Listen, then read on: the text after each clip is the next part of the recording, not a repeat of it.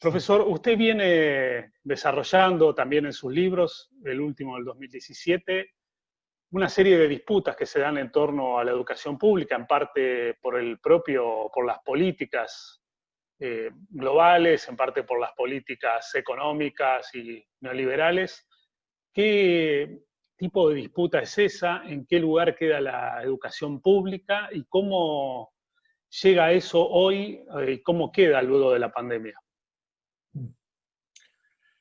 Bueno, buenas tardes y muchas gracias por la invitación que me haces o me hacéis para participar en esta entrevista o este debate sobre un tema que yo considero que es muy urgente, ¿no?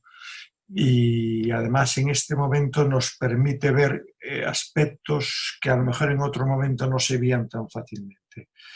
Yo creo que antes de nada, antes de entrar así más directamente, yo creo que es preciso tener un mínimo contexto de dónde está lo que está pasando, en dónde está la educación, sobre todo la educación pública, ¿no? Porque si no entendemos un poco el marco global en el que estamos viviendo, es muy difícil comprender los retos, riesgos y peligros que acechan en este momento en la educación pública. Yo creo que llevamos ya muchos años, décadas, viviendo en sociedades que son capitalistas, neocolonialistas por parte de Europa, patriarcales, clasistas, racistas, etc. Y que la mayoría de la población ya asumió como que la realidad es esta, es la única viable, la única posible, y que no hay alternativas. De alguna forma, el famoso pensamiento tina de Margaret Thatcher parece que está consolidado. Y la prueba de cómo esto se está consolidando o no es en qué medida esa ciudadanía que hoy está encerrada o está a través de las redes sociales, etc., en qué medida tiene asimilado e interiorizado este modelo como lo único posible y, sobre todo, tiene construido un sentido común que le permite ver todo esto como lógico, que orienta todas sus aspiraciones, ideales y vidas sin cuestionar esa filosofía grande de fondo, o como mucho enunciándola, pero con frases y palabras vacías.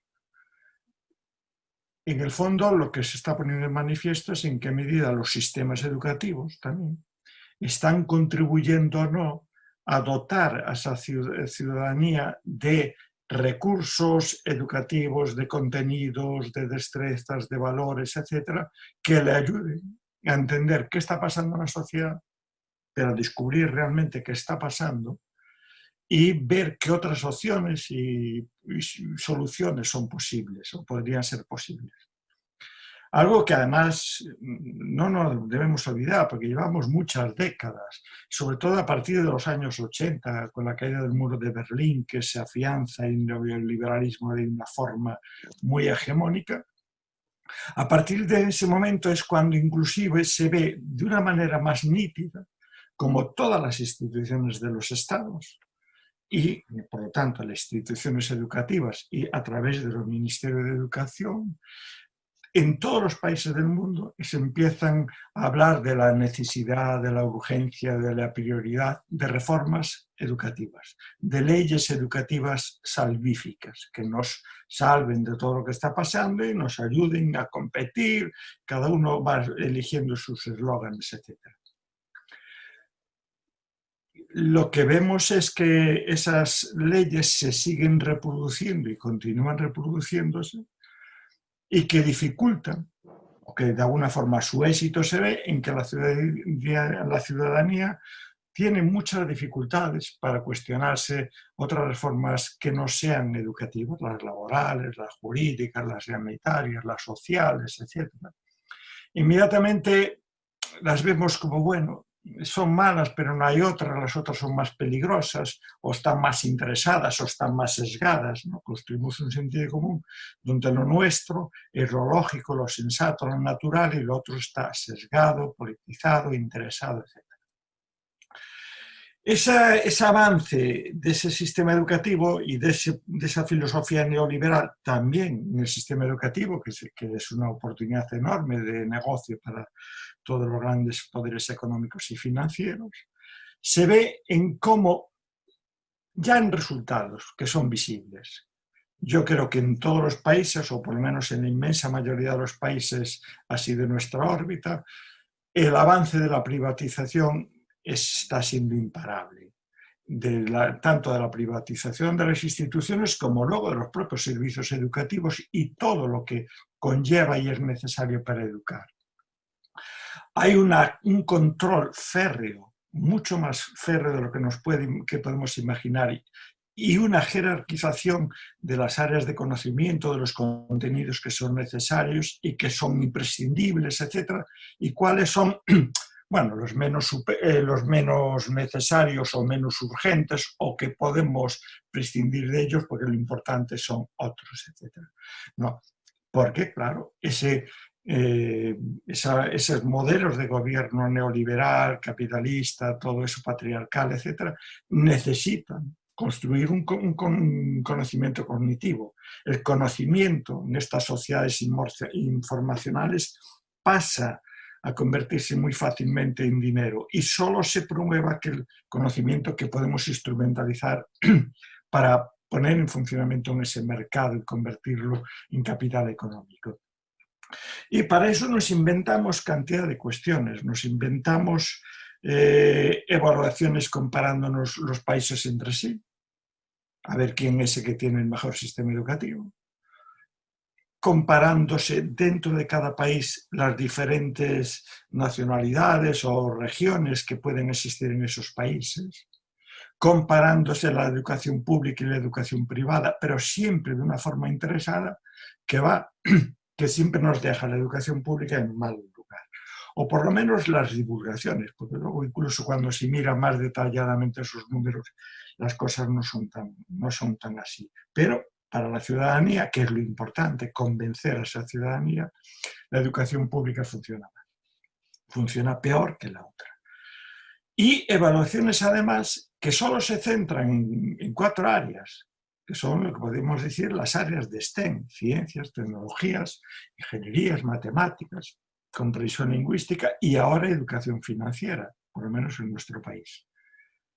Y todo el resto de áreas de conocimiento pasan a dejarse sin evaluación, sin saber qué está pasando. Es decir, ¿qué educación están recibiendo en las nuevas generaciones en humanidades, en artes y ciencias sociales?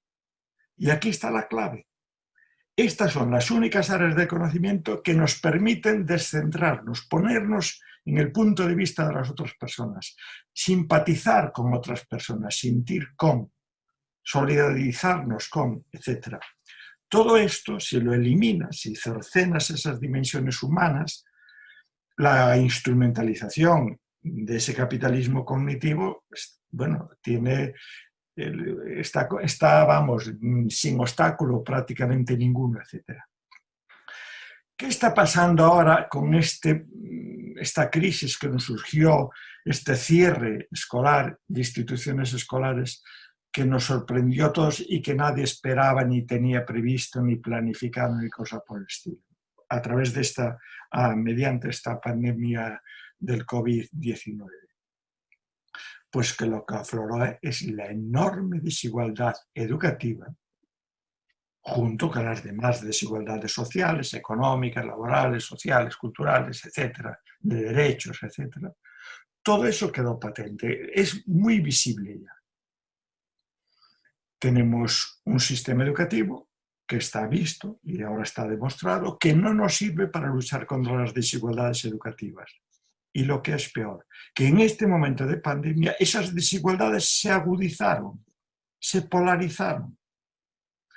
Piensa que en este momento hay cantidad de chicos y chicas, adolescentes, incluso personas adultas que están implicadas en programas de educación permanente o de educación continua, están siendo privadas de estímulos culturales relevantes durante todos estos meses que llevamos, de cierre de escuelas y de instituciones educativas y culturales, porque no solo están cerradas las escuelas, están cerrados los museos, las bibliotecas, los teatros, las instituciones dedicadas a actividades extraescolares, etc.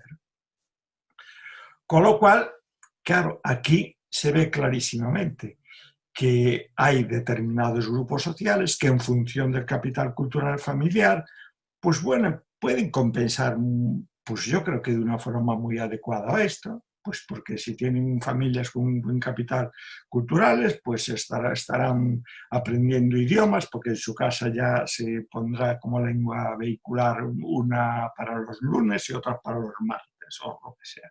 Es decir, y lo que se está viendo es incluso que esos colectivos sociales más desfavorecidos, aún pudiendo tener, que van a tener muchos menos, recursos educativos a su alcance, les falta un profesorado, pero les falta todo un contexto familiar, una familia que pueda ayudar a hacer unos deberes. Déficit que se nota según va subiendo las etapas del sistema educativo, porque es diferente ayudar a un niño o una niña en educación infantil, en primaria, que en secundaria, que en formación profesional, etcétera, donde pues las familias muchas no tienen facilidades para proporcionar ayudas. Y tampoco tienen el acceso o la mediación de un profesorado que te organiza actividades, que te secuencia actividades, que programa de tareas escolares, etcétera, que te ayude a resolver problemas de aprendizaje que puedes estar teniendo, etcétera, etcétera. Claro, que te ayuda a problematizar ese conocimiento, porque piensa que el verdadero sentido de la educación es ayudarnos a problematizar la realidad, a salir de nuestro espacio de confort y ponernos delante ante análisis diferentes, distintos, personas que opinan diferente, etcétera, problemas que necesitamos aclarar y debatir. Eso es todo ese proceso educativo, es todo ese proceso de negociación, etc. Si esto está pasando con los chicos y chicas de las clases más desfavorecidas, tú imagínate que puede estar pasando con los chicos y chicas con necesidades educativas especiales, donde determinados recursos solo están en esa institución escolar. Las instituciones familiares, las casas, los domicilios no tienen eso, etc.